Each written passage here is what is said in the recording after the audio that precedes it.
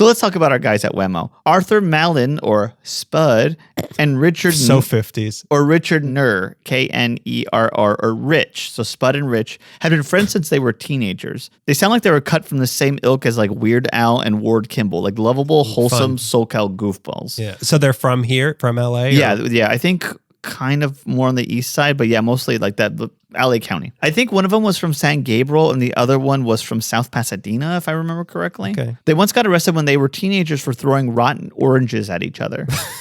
What? Yeah. I didn't know you can get arrested for that. Well, any abuse of orange for years in Southern California was considered a crime. It's true. They're iconic. They're protected, nationally protected. It's like you can't burn the American flag. You can't throw oranges in Southern California. This seems like a Dragnet episode. And there's like a bead of orange. And when Rich was 9 years old, he was making rubber band guns out of old wooden apple crates and clothespins, and then turning around and selling them on his street in South Pasadena. Okay. Spud was equally business-minded. At 10 years old, his family would vacation in Newport Beach, and he rigged up a clothesline over a part of Balboa Bay, attaching 50 hooks with bait, and collected the catch by rowboat.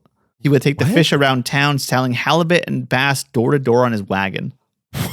What? It was like he would put a clothesline out with a bunch of hooks, and he would like just fish one big line. When you out. said clothesline, I thought like hanging over Balboa Island, and the fish jumped up and caught. Oh, I gotta get that. This definitely isn't a trap. He would drop the line. Space worm. So their partnership in the toy business really began when they were both students at USC. They were both business majors, I think, and neither wanted to work for their father. One did industrial real estate, and the other one was in lumber. So Spud and Rich shared a lot of interests, and one of them was breeding falcons. They were playing around with different methods of shooting meat up to the birds in hopes of... Ooh, space meat. In hopes of training the birds to dive and catch meatballs. All right. They found the best way to do it. Who doesn't want their falcon to know how to dive and catch a meatball? You joke, but if that was a trick at Knott's Berry Farm, I'm like, okay, I got to watch this for an hour. Yeah. So they found the best way to do this was with one of man's earliest creations, the slingshot. Goliath's Achilles heel. The Goliath's heel is a slingshot. Now, it was already in David's meatball. Have you seen the meatballs on David? Perfectly proportioned. Asymmetrical, but in a good way. They enlarge him to emphasize his power. Michelangelo was a genius. He knew the right size. Is that Michelangelo? I have no idea. Da Vinci? Speaking of meatballs. Socrates? The slingshot was an already established tool, but Spud and Rich decided to sell their own homemade slingshots. They bought a saw at Sears Roebuck on a monthly payment plan. They set it up in the garage and began making and selling slingshots, targeting bird enthusiasts instead of targeting birds. But they weren't interested. Why would they target bird enthusiasts to market a slingshot to them? Probably because of they thought of the wholesome way to use it, of like, we're trying to teach our falcons how to catch meat. Maybe you could do the same thing. And that didn't really catch on that way. Okay. Well, what do bird enthusiasts want to buy? Bird guns. Unless they were targeting bird eating enthusiasts. Yeah. They're like selling 6-shooters to a bunch of bandits. Like, it's for shooting bottle caps. Yeah. And they're like, okay. And where's the nearest saloon? We're selling safe crackers. So they called their slingshot, their brand of slingshot, they were calling Wham-O for the sensation felt when it hit the target. Other articles say Wham-O was meant to make you think of the noise the slingshot made when it was released. And doink. I would have called it doink. Plinko. They should call it Plinko. Yeah, Plinko. But if it was Wham-O for the sensation of hitting the target, then they are trying to shoot the birds. Well, maybe. Shoot them in the mouth. Shoot them with a mouthful of meatball. When the moon hits your eye, I hit him right in the back of the throat. Wham-O. Wham-O. In 1948, they moved the operation to Rich's garage in LA, where they continued making the Wham-O, selling at the corner outside of a failed grocery store. When they switched from selling on street corners and stores to selling through mail order is when everything clicked, and they made apparently $100,000 a year. Whoa. Enough for Spud and Rich. Wham-O. Enough for Spud and Rich to buy a small factory building in San Gabriel. Wasn't this does Woodland Hills play into this? Not that I know of. For some reason, I thought this was in Woodland Hills. Maybe now? Maybe. I don't know. I don't think so. Maybe I just saw a meatball in Woodland Hills once. And I'm connecting everything together. But keep garages, big theme in this episode. That's where it's where the best work happens. Where the best work happens. Where all the billionaires started in a garage with $3 million from their parents to get going. I know, Walt Disney, Steve Jobs, Green Day. The Kingsmen. In the beginning, the boys focused on sporting goods, but they kept an eye out for unusual items that were kind of more toy-like boomerangs and crossbows and pellet guns and throwing knives. Interesting weapons. Crossbows and throwing knives. Sidekick lackey weapons is what I wrote down. Yeah. These are the weapons of not the main guy, but the weird guy who licks knives and stuff. Yeah. They started venturing out into a lot of silly ideas. They tried to push a lot of do-it-yourself fallout shelters during the Cold War. And during the height of the Jaws fanfare, the guys released a kit with plastic great white shark teeth. I have no idea if it was supposed to be a gag to leave in leave it in a washed up corpse and make people think there's a great white shark. It's like Jaws. No, it's like Psycho. This woman's been shot 9 times. No, it's like Jaws. Yeah, Jaws has a gun. A Wham-O brand gun. In another scheme, they bought a truckload of oysters from Texas with the hopes of opening up a raw fish bar in California. But when they couldn't get the restaurant going, they had to dump the oysters into the bay. And that's why LA is currently being overrun with oysters. Oysters, yeah, it's because of this one thing. It happens with camels, it happens with buffalo, it happens with oysters. And ostriches. And ostriches, yeah. All the oyster farms. They should have just shot them into the air for all of the rabid falcons we now have in Los Angeles. Who have a taste for seafood now. But one idea managed to stick. They see food, they eat people.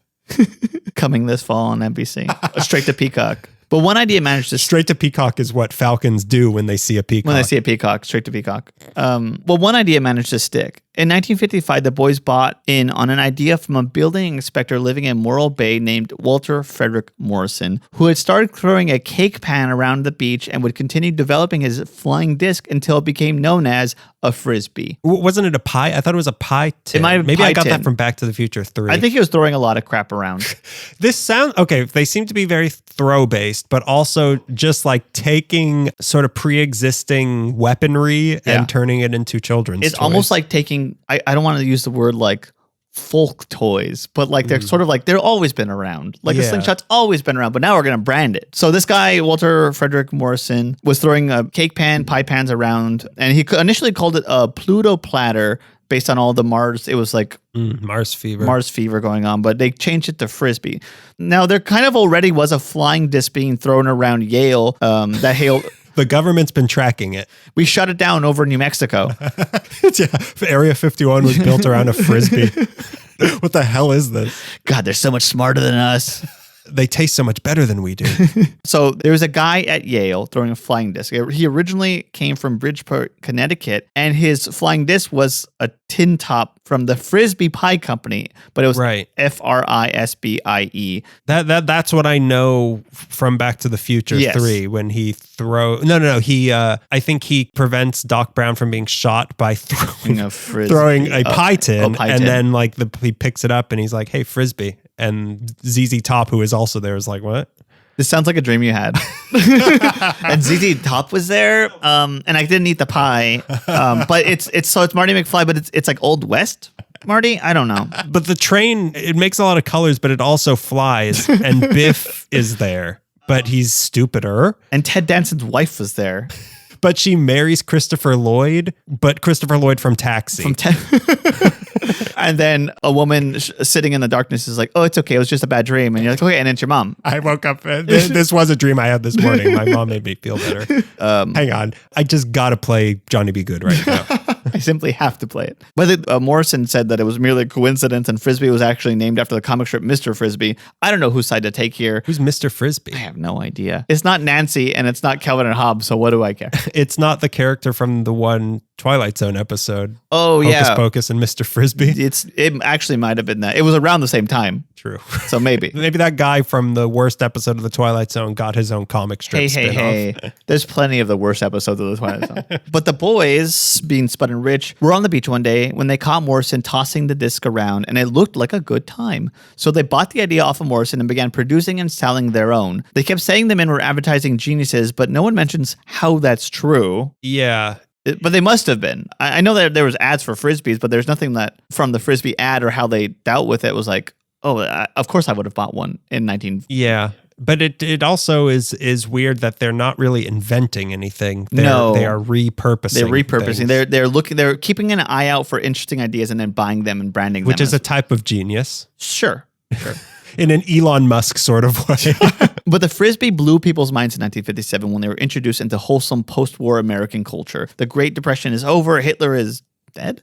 And now let's wear... Hitler is living in tunnels underneath Berlin. And now let's wear plaid and play Frisbee and not look into PTSD at all. There was another man pivotal to the creation of Frisbee's aerodynamic design, and that's Steady Ed Hedrick. And apparently both Hedrick and Morrison, when they died separately, mind you, these two men didn't really work together. If I read correctly, they didn't live together, like they didn't live their lives together. But when they both died separately, they both had their cremated ashes formed into Frisbees. Hedrick's is at a museum, and Morrison's Frisbee remains with his family. Both these men who worked on the Frisbee. Wait a minute. But how do they keep it in like the shape of a Frisbee? I don't think you're supposed to throw it around. I have no idea. Maybe they glazed it. You should have told me before. I threw it in the pool. I threw it into a grave. This was his last wish. He wanted to get stuck on somebody's roof until the spring thaw. His grandchildren wanted to play with him until they got bored 4 minutes later. But I don't understand. Like, did they put like glue in it or something to? Because like how they must have. Or is it like a clear Frisbee that they filled with? I kind of thought it was like that. Like maybe it was like formed. Like they had a form. They just filled it, or they put it into a mold and glazed it. I don't know. I didn't look into it. I should have. You're right. I should have looked into how they did this. I was sort of just amazed that two men did this independently. That's well. I mean, they kind of were, Frisbee adjacent. Sure. But I mean, look, we don't know how many people have been formed into Frisbees when they were cremated. Me, I want to become a pogo stick. I want to fill an entire G.I. Joe. I want people to make me into a golem. A functioning golem. A functioning golem that can protect little Jewish boys. Like I wish I had. And go to Argentina and kill Hitler once and for all. Dig up those tunnels underneath Berlin. So Rich and Spud must have thought the Frisbee was their golden egg. They must have thought it was all downhill from here. But it was the next year's invention that truly made Wham-O into something special. Okay, this is what I think I know what this is, but I might be wrong. It started when the boys were alerted to an exercise class where Australian kids were using bamboo rings around their hips, swaying to keep the ring at waist level. Without really investigating the Australian version, Spud and Rich decided to start fiddling with a hoop of their own, initially starting with ash wood and bound together with rawhide. Once a prototype was... Thank you. I almost wrote, don't let him do whip sound, but I forgot in my notes to don't let you start singing the rawhide theme song. Hang on. I did just get back from Knott's Berry Farm and I have a horseshoe with me. I could get something going. I could whip something up. You come back with spurs and a cowboy hat. Say rawhide again? No. Oh, come on. Once a prototype was made, they realized they didn't know how to use it the way it was described to them. Again, they're just like culturally appropriating different things and are like, this is American now. It took me 4 pages before I'm like, oh, cultural appropriation, that's what's bothering me. So they found an Australian toy maker, but he himself could only twirl and whirl the ring around a few times. Maybe this thing is a dud. Maybe it won't work. But it was up to 22. No, if my experiences with what you're talking about are any indication, that's how they work. You have no groove. I don't. I mean, I've got these sashimi hips. They're not meant for that. I need a bigger size ring. But it was up to a 22-year-old research and development engineer, Dick Gillespie, who spent 4 dedicated hours to perfecting the hip movements to get this thing moving and levitating. 4 hours. I mean, this all comes back to Elvis references, but that. I imagine what a sensual 4 hours that must have been. He turned on Barry White. I believe in miracles. So now the boys knew this thing could work. White. That's not Barry White. Hot chocolate? Hot chocolate. I'd love some. Thank you. So now the boys knew this thing could work. You can have some, but it has the ashes of the creators of Wham-O in it. It has the ashes of the creator of Hot Chocolate in it. Yeah, the from lead 1302. Singer. Yeah. No, the lead singer of Hot Chocolate. Rest in peace. I have no idea if he's dead or not. He might be alive and still grooving out there. Rest in Frisbee. Yeah, he's still out there, Greg. Grooving. Rest in miracles. So now the boys knew this. You tasty thing. So now the boys knew that this thing could work, but there's some adjustments needed to be made. They switched from wood to plastic so it would roll off the body better. Plastic, by the way, was kind of new at the time, which is weird to think about. That's part of my thing also. Okay. Of like, what's this hot new material that's going to give everyone cancer? Thank you. Cut from the same cloth.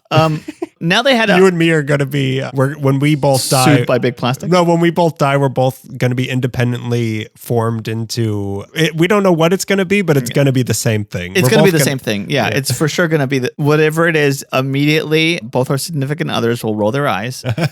And then they're going to have to explain it to their new husbands. Yeah, to their long overdue and welcome new husbands. New husbands, yeah. So now they had a working model ready to be mass produced. But what to call it? Twirl a ring? No, that's twirl a hoop. Were these real things, or two of the three were? I came up with one. No. So swing a hoop? No. After brainstorming, though, they landed on a perfect name for a plastic ring: a hula hoop. I just want one of those. Now that I think about, like, what's a hula? Like a luau? Yeah, it was from Australia. It wasn't. Yeah, from, it was. Yeah, that's. But to them, it's just like the island thing. It's from the West. It's from the far West. So they took some, this is a great story. They took some hula hoops down to Pasadena Elementary School in the summer of 1958 and told the kids, hey, if you can master this here hula hoop, you can keep it. And the kids got very creative with the hoop because it was new and there was no established way to truly use it. They had no reference.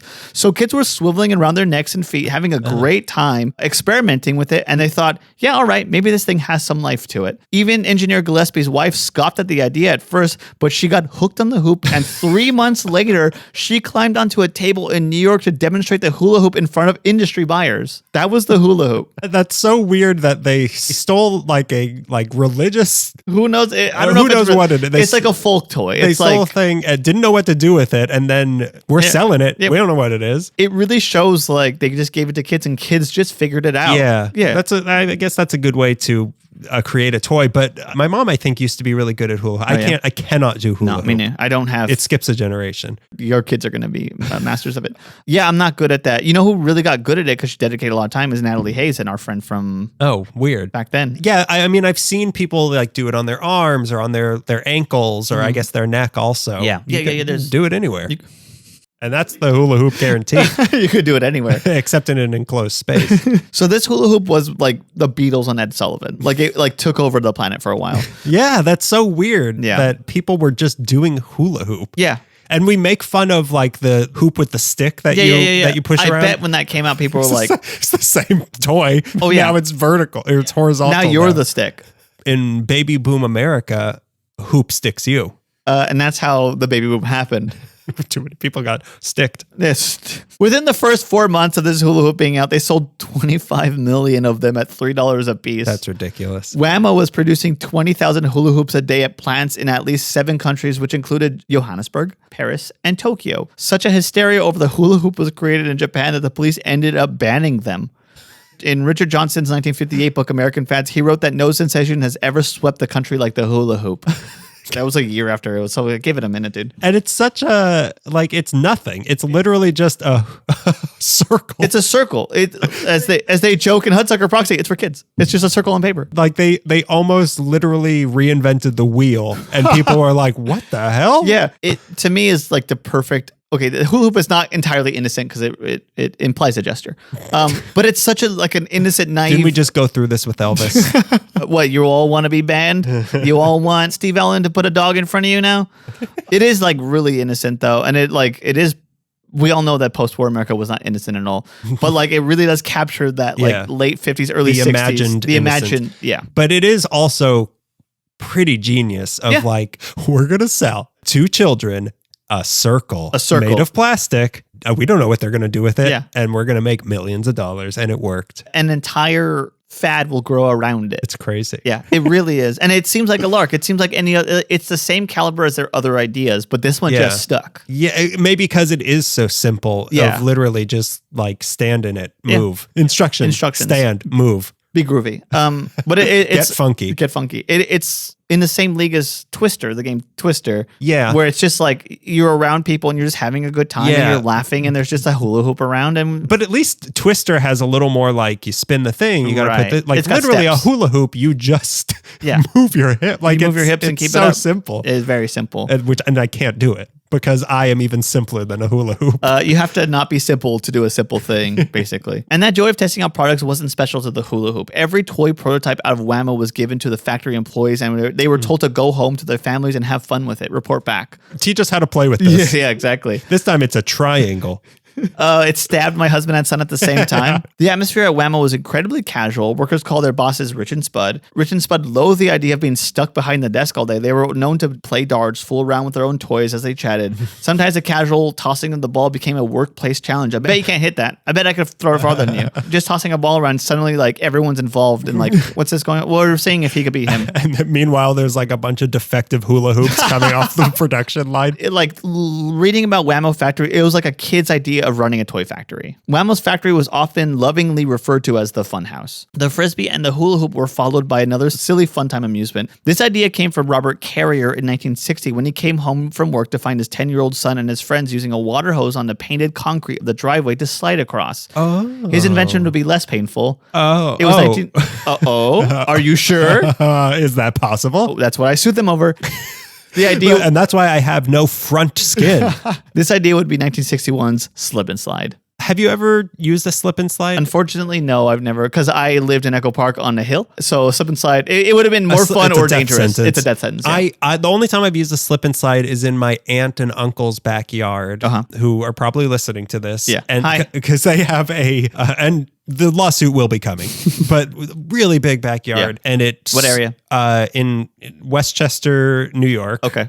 You familiar? It's the Echo Park of New York. Yeah, it's the Echo Park of New York. Lots of hills. For reference, it's near where Don Draper lived, and it's near where Archie and the gang live. So that's where I spent a lot of my childhood, which is why I have this crown. I was made honorary Jughead of Riverdale. I'm asexual and I love hamburgers. Hi, I'm Jughead. So they had a really long backyard that sloped down, and we had a slip and slide there once, and that was the only time I used it. Those things send you so fast, especially when you're going downhill, and they're not that long. Yeah. And I flew off the designated slip and slide area and just like skidded down grass for like 15 feet. It would have been great if right behind the slip and slide was like a thorn bush. I went into like a bunch of bushes. Like that's pretty much what happens when you're on a slip and slide. It's kind of the commercial for slip and slide. That's what they promise. Please play this in front of a gravel field. No, I've never done a slip and slide, but that was like kind of scary. Yeah, that's kind of the appeal. You slip, you slide. You also slide. Those were the commercials watching old TV growing up. Yeah. In between like Isla Lucy and Andy Griffith and Green Acres, they would have commercials for about the slip and slide. Often people say this was a revolution for lower income families who couldn't afford a pool. Oh, well, we spend $10 on the slip and slide, and that's like the same thing. And everyone could. Your kids won't drown in this. They'll just be maimed. And what's more expensive, a funeral or a hospital trip for a maimed kid? Well, if you have to have a funeral, you can get your kids turned into a Frisbee that the survivors could play with. So Wham-O also put out a less iconic but still popular toy called the Super Ball, which was just a rubber handball, but at the time it was a big deal. I was like I'd read about Super Balls. I'm like, oh, this must be like, I thought it was a completely different thing. And then I saw an old commercial for it. It's not like one of those really bouncy balls. It's one of those really bouncy balls. But like the little hard ones or like a bigger one, like a handball. I thought it was like a handball from watching commercials and like seeing pictures of it, but it's just like a small rubber ball. It's just a small rubber ball that bounces. Okay. Like, I played with equivalent. Those are pretty fun. Those are a lot of fun. Again, these toys are designed to get stuck on your roof. Yeah. They really are. Like, maybe that's how the company profits. It's like, they're going to get lost. No. This was brought to them by chemical engineer Norman Stingley, who was working for a synthetic rubber company. They sold 20 million Wham-O Super Balls. The Super Ball was followed by its variation, the Super Gold Ball, the Super Baseball, and the Super Dice, which is just dice. Who are you going for in the Super Ball this year? In the Super Bowl, I think I'm going to go for the Montana Frisbees. I'm going for the St. Louis Frisbees. Apparently, they created a giant Super Ball as a promotional item, and it was accidentally dropped out of a 23rd floor hotel in Australia. It shot back up 15 floors and then landed on a parked convertible car, and it destroyed the car, but the ball survived the test in perfect condition. This is ridiculous. Like the Super Ball that ate, the Super Ball that destroyed Australia. That thing could have just kept going. It could have kept going. Yeah, it knocked down. It destroyed Sydney. We must keep it from bouncing to Malaysia. That's ridiculous. Godzilla choked on it. In Australia, they don't have kaiju. They just have really big. Everything's bigger in Australia. Bigger spiders, bigger bouncy balls. One great folly on the part of Spud happened in the early 60s. On a safari trip to Africa, he discovered a species of fish that laid eggs in the mud during the dry season. We can sell these eggs. We can sell. Oh, no. When it rained, the eggs hatched and fish came out. So Spud thought if he could buy these eggs, sell chunks of mud, add water, the buyers would get an instant aquarium. So he packaged and sold instant fish. But the fish that they brought back to America wouldn't mate. Thus, no eggs, thus no instant fish. The idea tanked. Okay. Yeah. I thought this was going to be like, and they hatched a species they weren't expecting, and that's how we lost all of our corn.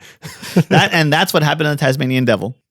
It fell out of a 20-story building, and the Tasmanian devil came out of it, and we can't catch him. So in 1972, a chemist named Robert Cox and an inventor, Leonard Fish, presented Spud and Rich with something that they were working on. It started as an aerosol spray that could provide an instant cast for broken limbs. For the can, they invented 2 nozzles for this can. One of those nozzles produced a small strand of foam and shot it out 30 feet across the room.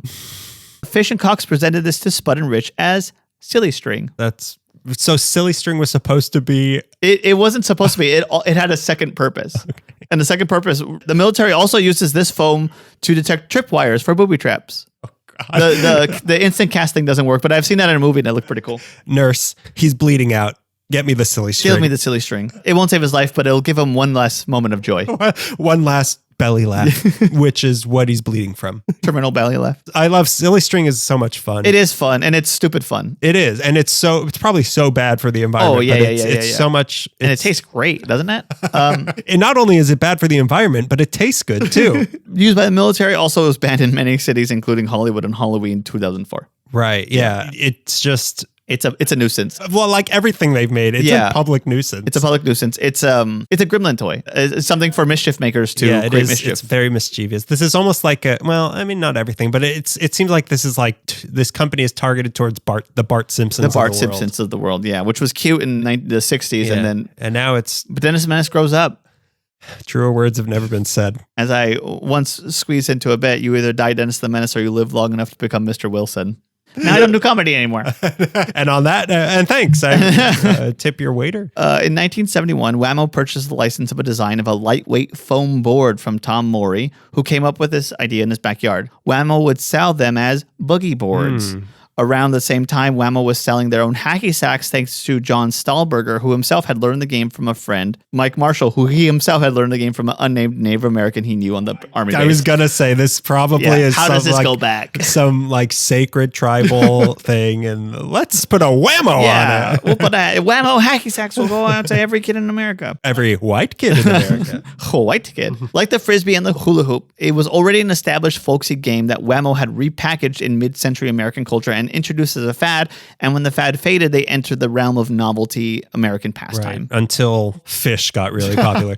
We'll get to them. Boogie boards were, before my fear of the ocean really took hold of me, I used to love going boogie boarding on like the little waves by the shore. The man-made little waves in a safe environment where there's no fish. I love boogie boarding. I've bought maybe 130 in my life because I can never just keep one clean. We always put it in the cellar and it's covered with dirt and bugs. Each of these items had their heyday, but all proved to be a fad. The problem with the hula hoop and the super ball or the Frisbee was once a family had 2 or 3, that was it. The item lasted forever, but by the end of the hula hoop craze, basically April to September of that year, like you couldn't give them away. The fad died out and nobody wanted a hula hoop because you already had a hula hoop. These don't quite have replayability. No, they don't. You can have a hacky sack pretty much forever unless you lock it on a roof. By the end of the 70s... Another thing. Yeah. The Wham-O Hall of Fame is just a rooftop with all of their different products on it. It saved the company was roofs, flat roofs, rain gutters.